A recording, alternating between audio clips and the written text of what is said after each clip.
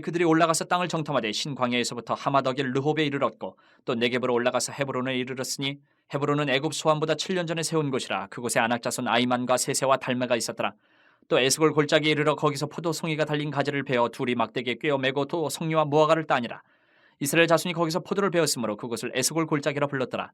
40일 동안 땅을 정탐하기를 마치고 돌아와 바란 광야 가데스에 이르러 모세와 아론과 이스라엘 자손의 온 회중에게 나와 그들에게 보고하고 그 땅에 과일을 보이고 모세에게 말하여 이르되 당신이 우리를 보낸 땅에 간즉 과연 그 땅에 젖과 꿀이 흐르는데 이것은 그 땅의 과일이니이다. 그러나 그 땅 거주민은 강하고 성읍은 견고하고 심이 클 뿐 아니라 거기서 아낙 자손을 보았으며 아말렉인은 남방 땅에 거주하고 헤딘과 여부수인과 아모리인은 산지에 거주하고 가나안인은 해변과 요단가에 거주하더이다. 갈렙이 모세 앞에서 백성을 조용하게 하고 이르되 우리가 곧 올라가서 그 땅을 취하자 능히 이기리라 하나 그와 함께 올라갔던 사람들은 이르되 우리는 능히 올라가서 그 백성을 치지 못하리라. 그들은 우리보다 강하니라 하고 이스라엘 자손 앞에서 그 정탐한 땅을 악평하여 이르되 우리가 두루다니며 정탐한 땅은 그 거주민을 삼키는 땅이요 거기서 본 모든 백성은 신장이 장대한 자들이며 거기서 네피림 후손인 아낙 자손의 거인들을 보았나니 우리는 스스로 보기에도 메뚜기 같으니 그들이 보기에도 그와 같았을 것이니라. 가데스 바네아에서 정탐꾼 12를 택해서 정탐을 보냈습니다. 가데스 바네아는 지도상으로 보면 하나님이 약속하신 가나안 땅 바로 남쪽이에요. 그러니까 가나안 땅에 들어가는 입구와도 같아요. 제일 가까운 남쪽인데 바로 들어가면 이제 가나안 땅 약속의 땅으로 들어가는데 거기서 정지를 하고 12정탐꾼을 보냈습니다. 그들이 정탐을 하고 돌아왔습니다. 정탐꾼들은 그 땅에 실과를 가져오라는 이 모세의 명령에 따라서 포도송이가 달린 가지를 또 2사람이 꿰서 가지고 왔고 그 외에도 석류, 무화과 이렇게 가지고 돌아왔습니다. 포도송이가 2사람이 막대기에 꿰어서 매야 할 정도로 큰 열매였어요. 그들이 정탐한 땅은 정말 하나님이 약속하신 그대로 말씀하신 그대로 젖과 꿀이 흐르는 땅이었습니다. 이 땅의 과일만 봐도 하나님이 이스라엘 백성에게 약속하신 이 가나안 땅이 젖과 꿀이 흐르는 땅, 약속의 땅, 이게 분명한 증거가 되는 거예요. 이 정탐꾼들이 가져온 과일만 봐도. 이 증거, 젖과 꿀이 흐르는 땅이라는 하나님의 표현이 그대로 맞아떨어진 것은 분명한 사실이고 그러면 하나님이 약속하신 땅으로 들어가기만 하면 되는 거예요. 하나님이 분명하게 약속하신 거예요. 이제 들어가기만 하면 되는 거예요. 거짓이 아니기 때문에 확인을 하고 돌아온 거예요. 그러나 불신앙의 마음을 품은 사람들에게는 이 분명한 증거가 믿음으로 가는 통로가 되지 못한 거예요. 믿음으로 받아들일 준비가 되지 않으면 어떤 증거도 무의미합니다. 여러분 한번 보십시오. 예수님이 오셨을 때도 예수님이 직접 말씀하시고 기적과 이적을 그렇게 베푸시는데도 여러분 우리 한번 생각해 보십시오. 오늘 대전에 이 땅에 와서 예수님이 기적과 이적을 막 베푸신다. 믿으실 겁니까? 안 믿으실 겁니까? 다 믿을 것 같죠? 그런데 유대 땅에 예수님 오셨을 때 다 믿었습니까? 아니요. 예수님을 죽이려는 사람들, 결국은 십자가에 다는 사람도 생겼어요. 믿음을 받아들이려는 준비가 되지 않으면 예수님이 직접 오셔도 안 받아요. 오늘 가나안 땅에 과일을 직접 가져와서 젖과 꿀이 흐르는 땅이 맞다는 것 증거를 가져왔음에도 이스라엘 백성 중에는 안 믿는 사람들이 있었어요. 정탐을 마치고 온 정탐꾼 중에서도 그런 결과가 있어요. 결과 보고를 합니다. 그들이 12명의 정탐꾼이 같이 다니면서 보고 온 것은 젖과 꿀이 흐르는 풍요로운 땅 맞습니다. 그들은 어떻게 보면 다른 이스라엘 백성들보다 먼저 하나님이 약속하신 땅을 먼저 체험한 사람들이에요. 불과 얼마 전까지 애굽 땅에서 노예로 살았는데 한 2년여 만에 하나님이 약속하신 땅을 직접 다니면서 2발로 밟고 그 현장을 보고 그 과일을 보고 온 사람들이에요. 2눈으로 직접 봤어요. 하나님이 약속하셨던 그 말로만 들었던 땅을 직접 보고 왔어요. 얼마나 감격스럽겠습니까? 하나님의 약속대로 그 땅을 보았고 하나님은 약속하신 대로 그 땅까지 이끌었고 이제는 들어가서 그 약속을 성취만 하고 자신의 땅을 삼으면 되는 딱 그 시기가 온 겁니다. 그런데 오늘 보고 내용 가운데 28절을 보십시오. 이것이 문제예요. 28절에 그러나 보고 다 해놓고 한 말이 뭡니까? 그러나. 젖과 꿀이 흐르는 땅이 맞습니다. 다 해놓고 28절에 그러나. 이게 문제. 이 단어 하나가, 그러나라는 단어 하나가, 정탐꾼들이 보고한 그러나라는 이 단어 하나가 앞에 이야기했던 젖과 꿀이 흐르는 땅, 하나님이 약속하신 땅이 맞습니다라는 이 모든 상황을 180도 뒤집어 놓는 말이 되어버렸어요. 이 그러나 한마디가. 하나님의 약속과 그 약속을 성취하는 그 앞에서, 하나님 말씀 앞에서 우리도 마찬가지입니다. 그러나 이 말은 적합하지 않습니다. 하나님 약속 앞에서, 하나님 말씀 앞에서 그러나 이 말은 사용해서는 될 수가 없는 거예요. 그러네 정탐꾼들은 그러나 라고 얘기합니다. 가나안 땅은 하나님이 말씀하셨던 것처럼 젖과 꿀이 흐르는 땅 맞습니다.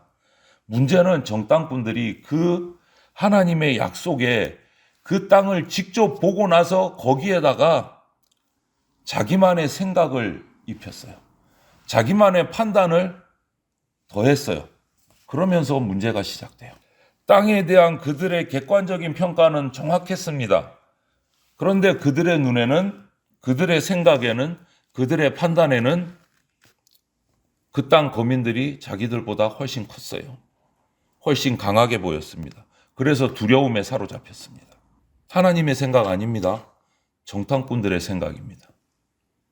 그리고 나서 그들은 그러나 그 땅의 거민들이 우리보다 훨씬 강하다 라고 단언을 합니다. 골리앗 앞에서 벌벌 떨면서 어쩔 줄 몰라서 숨어서 떨고 있었던 이스라엘 군인과 똑같은 모습인 거예요. 강한 대적들 앞에서 마음이 무너져 버려가지고 싸우기도 전에 벌써 이미 패전해 버렸어요. 하나님의 약속을 그냥 자기 등 뒤로 던져버렸어요. 여러분, 우리가 살아가는 믿음의 여정, 믿음의 순례길은 우리 눈이 아니고 하나님의 눈으로 그 상황을 바라봐야 됩니다.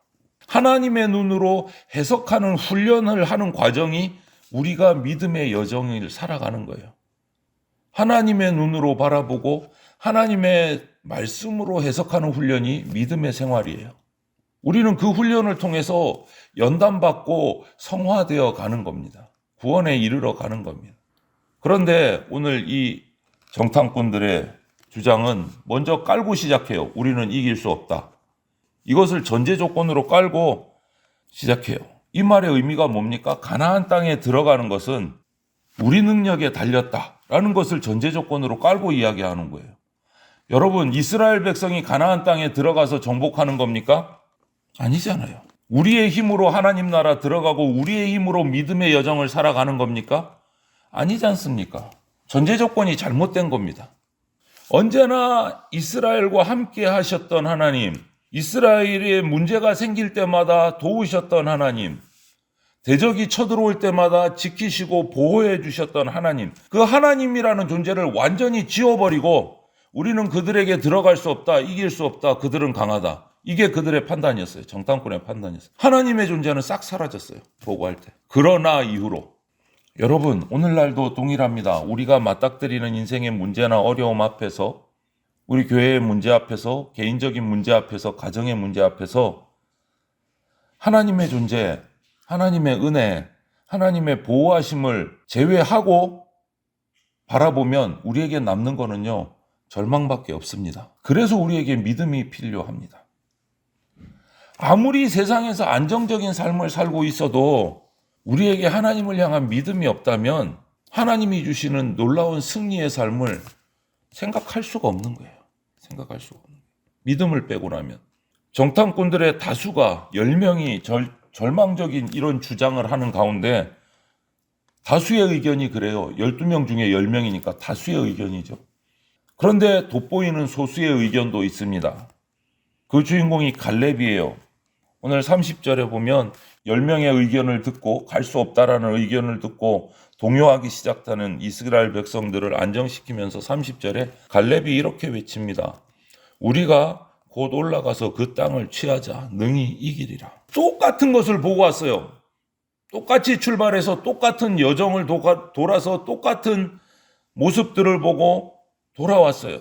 그런데 갈렙의 마음속에는 능히 이길 수 있다는 확신이 있었고, 다른 열 정탐꾼들의 마음속에는 이거는 가나마나 패한다라는 마음이 있었어요. 갈렙의 의견은 가나안 거주민이 약하다는 게 아니에요. 똑같이 강하다. 객관적인 판단은 강하다는 거였어요. 그들의 성읍도 견고하다. 똑같이 보고했습니다. 하지만 10명의 정탐꾼은 거기까지. 그래서 우리는 가지 못한다 였고, 갈렙은 거기서 한 걸음 더 나아갑니다. 하지만 하나님이 우리에게 이 땅을 약속해 주셨기 때문에 그 하나님의 능력을 믿고 나아가면 이긴다. 담대한 결론을 내린 거예요. 오늘 우리가 민수기를 보고 있지만 신명기에서도 똑같은 기록을 기록하고 있는데요. 그때 모세의 명령은 가서 탐지하고 담대하라. 이렇게 명령을 내렸는데 탐지는 잘하고 왔는데 10명은 담대하지를 못했어요. 그런데 갈렙은 담대했어요. 하나님이 약속하셨으니까, 능력 주시니까 우리는 이길 수 있다. 그들은 우리 밥이다. 이렇게까지 표현해요. 여러분, 우리 삶도 마찬가지입니다. 우리 현상도 마찬가지입니다. 개인의 문제나 교회의 문제나 어떤 조직의 문제에서 그리스도인은 정확한 정보 필요합니다. 정신승리해서는 안 됩니다. 현실 파악을 똑바로 해야 돼요. 현실 파악은 정확히 해야 됩니다. 하지만 거기에 플러스 뭐가 있어야 되느냐? 정확한 정보 위에 하나님을 향한 믿음이 더해져야 그리스도인으로서 올바른 판단을 할 수 있습니다. 그런데 우리 사람들은요, 자기 성향이나 기질, 관점을 가지고 어떤 대상을 파악하거나 상황을 파악을 하게 됩니다. 그런데 거기까지가 끝이라는 거죠. 10명의 정탐권의 주장들은요, 부정적인 시각, 이기적인 자신의 마음에 더 쏠렸어요. 그게 근거였어요.